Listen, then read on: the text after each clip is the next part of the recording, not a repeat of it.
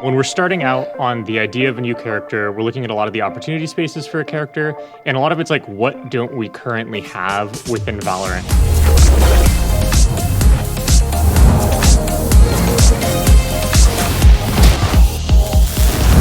Hi, I'm John Goscicki. I am the character producer for Valorant, and so my job is twofold. It's like to think about like, what are we making next? What does the game need next? As well as just oversee general development. Hi, I'm Ryan Cousart. I'm one of the agent designers on Valorant. I work on the gameplay and work on some of the mechanics that we see on our agents today. When we're starting out on the idea of a new character, we're looking at a lot of the opportunity spaces for a character, and a lot of it's like, what don't we currently have within Valorant? And that's going to be a mix of like design, thematic, art, narrative, like everything put together. It takes us about anywhere from 10 to 14 months to make an agent. Any faster than that, we start to lose like a cohesiveness with the character.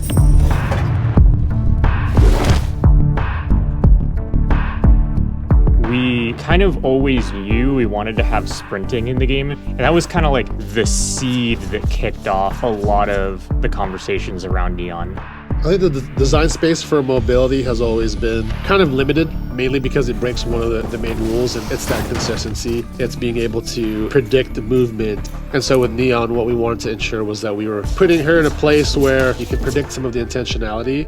From there, once we've got a hook that we feel good about, we start bringing in a concept artist and a narrative writer and really starting to flesh out the different thematic aspects of the character. And so for a character like Neon, that starts out of like, okay, she can run.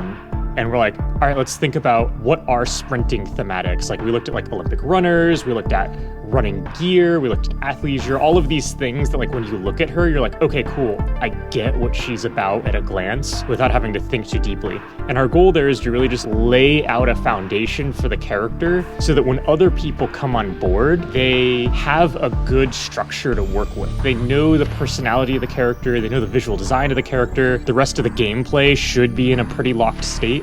And then from there, once we've got that good foundation, we'll move on to pre-production. And pre-production lasts like a month to 2 months. And the idea there is just to like, on our end, you know, see if we can make this stuff work. So it's like, we got a proxy model in for the character. And all we're looking to do with this model is be like, can I read these colors and shapes against a wall? With Neon's hair, like do the buns stick out above boxes? Like really simple stuff like that. From there, it's about another 3 to 4 months of just production. And that's 3D, tech art, VFX, animation, audio, QA. This is where everyone's really there, and we're really making the character as you know them now. And John's gonna hate to hear this, but production is my favorite part. I think production is when the design really starts, even though it should have already ended, because you start to see a lot of things that the concept artists start to do. Some of the animators, they have these ideas where it's like, okay, she's gonna throw her hand down and flip her hand up. And so when you start to see those animations, you're like, okay, we'll make it instant. Like it'll come up as one big explosion. Though the direction's already locked, there's a couple of those pieces like that give you those levers when you balance. Seeing that stuff come in is so inspiring. Overall, when we start getting production elements in, it's always just a collaboration around like, when we see this for the first time, how does it feel? Because a lot of times when we're playing pre-production, it's all like us taking stuff from other characters and throwing it together and seeing how it feels. But this is the first time we'll see it for real. I've been at Riot for about like 10 years now, and you know, one of the opportunity spaces has always been the Philippines. I think it's just a space within an unrepresented country. A designer that's a Filipino that dreams of working on something like this, you really don't get a shot like this, you know. And so, sorry, it's a dream, you know, it's like a dream come true. And so you do have that pressure. How can I make that come true in a way that would make me proud, you know, would make my little brother proud and like family proud and stuff like that. And just gamers across the world, there's a lot of Filipino gamers out there that are looking for something to attach to. You want to find that agent that's yours, or that you can say, I'm that.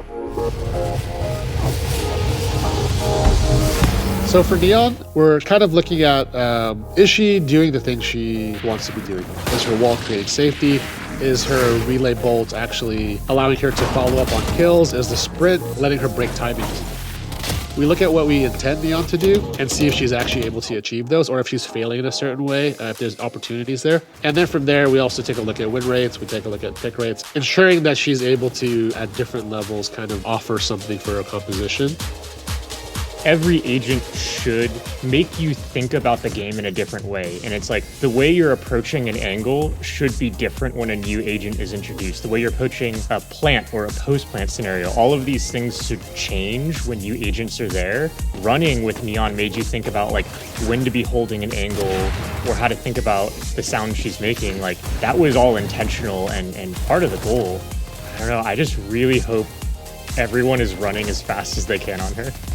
That's my dream, is just sprint and run in and get frags.